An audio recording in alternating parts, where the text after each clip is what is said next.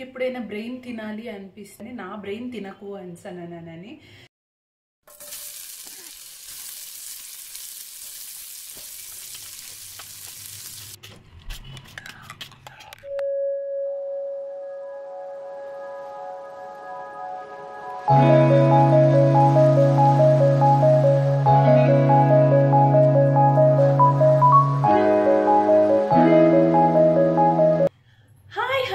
Welcome to సహస్రస్ cute spot channel.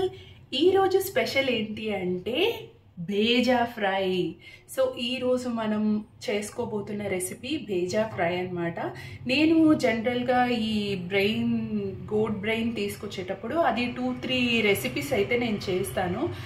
But ఈరోజు మా వారు గోట్ బ్రెయిన్ తీసుకొని వచ్చారు. సో అది ఈరోజు బేజా ఫ్రై చేద్దాము, చేసి ఒకసారి మన వ్యూవర్స్ కూడా చూపిద్దాము అని అనుకున్నాను. సో నాకు జనరల్గా బేజా ఫ్రై అనగానే నాకు అలా మొదలైంది మూవీలోన నానికిను వాళ్ళ మదర్కి ఒక కాన్వర్జేషన్ అయితే జరుగుతుంది కదా. సో ఆ కాన్వర్జేషన్లోన వాళ్ళ మదర్ అంటారు కదా బేజా ఫ్రై అని. సో నాకు ఆ విషయం అయితే గుర్తొచ్చింది. అండ్ నాకు జనరల్గా బేజా ఫ్రై బ్రెయిన్తో చేసే రెసిపీస్, గోట్ బ్రెయిన్తో చేసే రెసిపీస్ నాకు నచ్చుతాయి అన్నమాట. అయితే మా వారు ఎప్పుడైనా అంటారు, సరదాగా కామెడీగా అంటారనమాట, నీకు ఎప్పుడైనా బ్రెయిన్ తినాలి అనిపిస్తే నేను గోట్ బ్రెయిన్ తీసుకొని వస్తాను, దాంతో ఏదైనా మంచి రెసిపీ చేయగానే నా బ్రెయిన్ తినకు అనిసనని. సో నాకు ఇవన్నీ గుర్తొచ్చాయి. ఓకే సరే, నా ప్రాసెస్ ఎలా ఉంటుంది, నేను ఏ స్టైల్లో బేజా ఫ్రై చేస్తాను అన్నది ఒకసారి మన వ్యూవర్స్ కూడా చూపిద్దాము అని స్టార్ట్ చేయడం అయితే జరిగింది, వీడియో తీయడం అయితే జరిగింది. So let started. నేను చేసే బేజా ఫ్రై కూడా చూడండి, నచ్చితే లైక్ చేయండి, షేర్ చేయండి, కామెంట్ చేయండి. ఓకే స్టార్ట్ చేద్దామా ప్రాసెస్.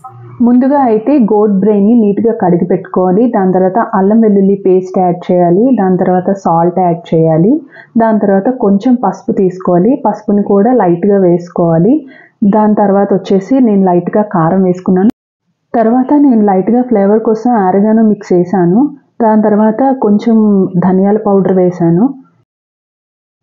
తర్వాత టేస్ట్ కోసం కొంచెం గరం మసాలా కూడా యాడ్ చేశాను. ఇవి మీ ఇష్టం, మీకు కావాలి అంటే యాడ్ చేసుకోవచ్చు. తర్వాత దాన్ని బాగా మిక్స్ చేసి కలిపి పక్కన పెట్టుకున్నాను. కాసేపు ఒక 15 మినిట్స్ అలా పక్కన ఉంచితే మంచిగా మ్యారినేట్ అవుతుంది అన్నమాట. ఈలోపు మనం ప్రాసెస్ స్టార్ట్ చేయొచ్చు. సో నేను ఫస్ట్ అయితే స్టవ్ ఆన్ చేసి కొంచెం ఆయిల్ వేసుకున్నాను. సో ఆయిల్ హీట్ అయ్యే వరకు కాసేపు వెయిట్ చేసిన తర్వాత ఆనియన్స్, చిల్లీస్ వేసి బాగా ఫ్రై చేశాను. సో అవి బాగా గోల్డెన్ ఫ్రై అయ్యే వరకు కూడా నేను వెయిట్ చేశాను. ఈ ఆనియన్స్ చక్కగా ఫ్రై అవుతున్నప్పుడే నేను వాటికి కొంచెం టేస్ట్ కోసం సాల్ట్ యాడ్ చేశాను. దాని తర్వాత కొంచెం లైట్గా పసుపు కూడా యాడ్ చేసుకున్నాను, ఎందుకు అంటే కొంచెం టేస్ట్ బాగుంటుందని. దాని తర్వాత వచ్చేసి నేను ఎగ్స్ యాడ్ చేసుకున్నాను. ఎగ్స్ మన ఇష్టం. నేనైతే ఒక 4-5 ఎగ్స్ తీసుకొని ఫ్రై కోసం రెడీ చేశాను. అంటే మనం ఉక్కిరి చేస్తాం కదా, సో అలాగే చేయాలన్నమాట ఎగ్స్. సో ఆనియన్స్ బాగా ఫ్రై అయిపోయిన తర్వాత మనం ఇలా ఎగ్స్ యాడ్ చేసి వాటిని కూడా మంచిగా ఫ్రై చేసుకోవాలి. ఎగ్స్ లైట్గా ఫ్రై అవుతుండగానే నేను చిల్లీ పౌడర్ కూడా యాడ్ చేశాను. చిల్లీ పౌడర్ కూడా యాడ్ చేసిన తర్వాత షాలో ఫ్రై మాత్రమే చేసుకోవాలి. వీటిని షాలో ఫ్రై చేసిన తర్వాత ఈ ఎగ్ని పక్కకు తీసేసాను అనమాట.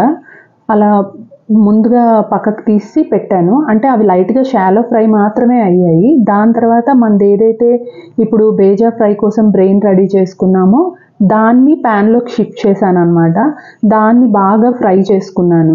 సో దాన్ని కాసేపు ఒక 10-15 మినిట్స్ దాన్ని కూడా మంచిగా ఫ్రై చేయాలి, అడుగంటకుండా ఫ్రై చేసుకోవాలి. దాని తర్వాత మనం ముందుగా షాలో ఫ్రై చేసి పెట్టుకున్నాం కదా, ఆ ఎగ్ని కూడా అందులోనే మిక్స్ చేసేయాలన్నమాట. రెండింటిని కూడా ఒకే ప్యాన్లోకి షిఫ్ట్ చేసి బాగా కలుపుతూ ఉండాలన్నమాట.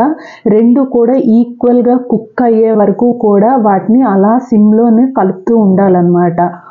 మనకి ఎప్పుడు ఒక్కొక్కసారి హై ఫ్లేమ్ చేసుకొని ఒక్కొక్కసారి లో ఫ్లేమ్ చేసుకొని అలా దాన్ని కంటిన్యూస్గా కలుపుతూ ఉండాలన్నమాట.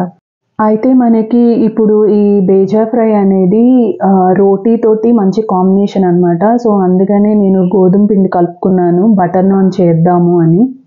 బేజా ఫ్రైని అయితే సిమ్లో పెట్టి బటర్ నాన్ చేయడం స్టార్ట్ చేశాను. సో రెండింటిని ఒకేసారి హాట్గా సర్వ్ చేద్దామని. సో మన hot bheja fry with butter non is ready. నా బేజా ఫ్రై అయితే నచ్చింది అనుకుంటున్నాను. Thank you.